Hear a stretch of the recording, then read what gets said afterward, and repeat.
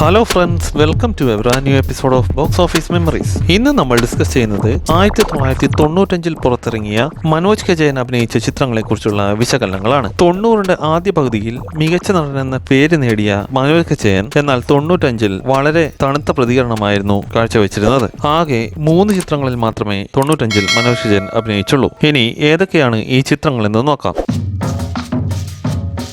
95 Manoj K Jayan അഭിനയിച്ച ആദ്യത്തെ ചിത്രമായിരുന്നു ജൂൺ 29 തിയേറ്ററുകളിലെത്തിയ അഗ്രജൻ. ഡെന്നിസ് ജോസഫ് സംവിധാനം ചെയ്ത ഈ ചിത്രം 2 പത്രസ്ഥാപനങ്ങൾ തമ്മിലുള്ള കുടിപ്പകയുടെ കഥയായിരുന്നു പറഞ്ഞിരുന്നത്. തിലകൻ വില്ലൻ വേഷം കൈകാര്യം ചെയ്ത ഈ ചിത്രത്തിൽ നെടുമുടി വേണു, രാജൻ പി ദേവ്, ഗണേഷ് കുമാർ, ഷമ്മി തിലകൻ, NF വർഗീസ് എന്നിവരും പ്രധാന വേഷത്തിലെത്തി. കസ്തൂരിയായിരുന്നു അഗ്രജനിലെ നായിക. വിഷ്വൽ ക്രിയേഷൻസിന്റെ ബാനറിൽ ഡെന്നിസ് ജോസഫ് തന്നെ തിരക്കഥാ സംഭാഷണം ഒരുക്കിയ അഗ്രജൻ എന്നാൽ ബോക്സ് ഓഫീസിൽ കനത്ത പരാജയമായിരുന്നു ഏറ്റുവാങ്ങിയിരുന്നത്. പല റിലീസിംഗ് കേന്ദ്രങ്ങളിലും ആദ്യ ആഴ്ച കംപ്ലീറ്റ് ചെയ്ത ഉടനെ ഷിഫ്റ്റ് ചെയ്ത അഗ്രജൻ മനോജ് കെ ജയന്റെയും ഡെന്നിസ് ജോസഫിന്റെയും കരിയറിലെ തന്നെ ഏറ്റവും അധികം തിരിച്ചടി നേരിട്ട ചിത്രമായിരുന്നു.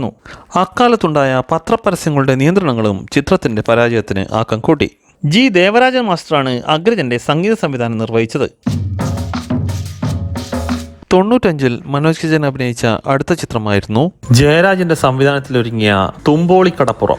വിജയരാഘവനും മനോജ് കെ ജയനും പ്രധാനപ്പെട്ട വേഷങ്ങൾ കൈകാര്യം ചെയ്ത ഈ ചിത്രം കടലിന്റെ പശ്ചാത്തലത്തിലായിരുന്നു ഒരുങ്ങിയിരുന്നത്.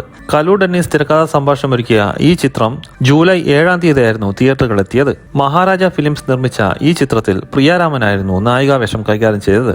മികച്ച അഭിനയ മുഹൂർത്തങ്ങൾ കൊണ്ട് സമ്പന്നമായ ഈ ചിത്രത്തിൽ സിൽക്ക് സ്മിതയും വളരെ പ്രധാനപ്പെട്ട ഒരു കഥാപാത്രത്തെ അവതരിപ്പിച്ചിരുന്നു.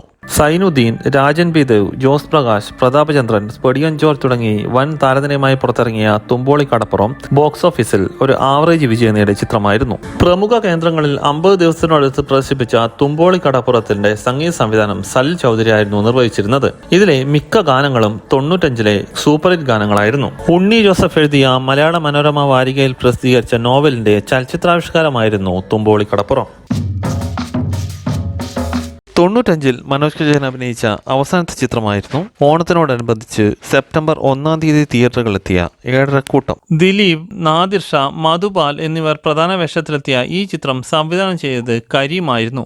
7 സുഹൃത്തുക്കളും അവരുടെ കൂടെ കാലിന് സ്വാധീനമില്ലാത്ത അര എന്ന കഥാപാത്രമായിട്ടായിരുന്നു ദിലീപ് ഈ ചിത്രത്തിൽ വേഷമിട്ടത്.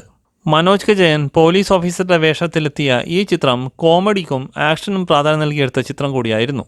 സൗഹൃദ ഫിലിംസ് നിർമ്മിച്ച് ഷിബു ചക്രവർത്തി തിരക്കഥാ സംഭാഷണം ഒരുക്കിയ ഏഴരക്കൂട്ടത്തിൽ ഗീതയും പുതുമുഖം ലേഖയുമായിരുന്നു നായികമാരായി എത്തിയത്. പ്രത്യേകിച്ച് പുതുമയൊന്നും അവകാശപ്പെടാനില്ലാത്ത ഈ ചിത്രം അതുകൊണ്ട് തന്നെ ബോക്സ് ഓഫീസിൽ വമ്പൻ പരാജയമായിരുന്നു ഏറ്റുവാങ്ങിയിരുന്നത്.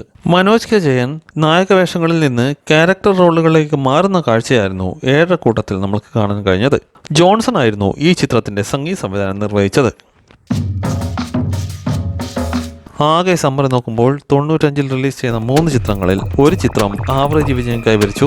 ബാക്കി 2 ചിത്രങ്ങൾ സാമ്പത്തികമായി പരാജയങ്ങളായിരുന്നു. അതുകൊണ്ട് തന്നെ സക്സസ് റേഷ്യോ വെറും 16%. ഇത്രയുമാണ് 95 പുറത്തിറങ്ങിയ മനോജ് കെ ജയൻ അഭിനയിച്ച ചിത്രങ്ങളെ കുറിച്ചുള്ള വിശകലനങ്ങൾ. ഈ വീഡിയോ നിങ്ങൾക്ക് ഇഷ്ടമായത് കരുതുന്നു. വീഡിയോ ഇഷ്ടമായാൽ ചാനൽ സബ്സ്ക്രൈബ് ചെയ്യുക. നോട്ടിഫിക്കേഷന് വേണ്ടി ബെൽ ഐക്കൺ ക്ലിക്ക് ചെയ്യുക. മറ്റൊരു വിഷയമായി അടുത്ത വീഡിയോയിൽ കാണുന്നതുവരെ നന്ദി, നമസ്കാരം.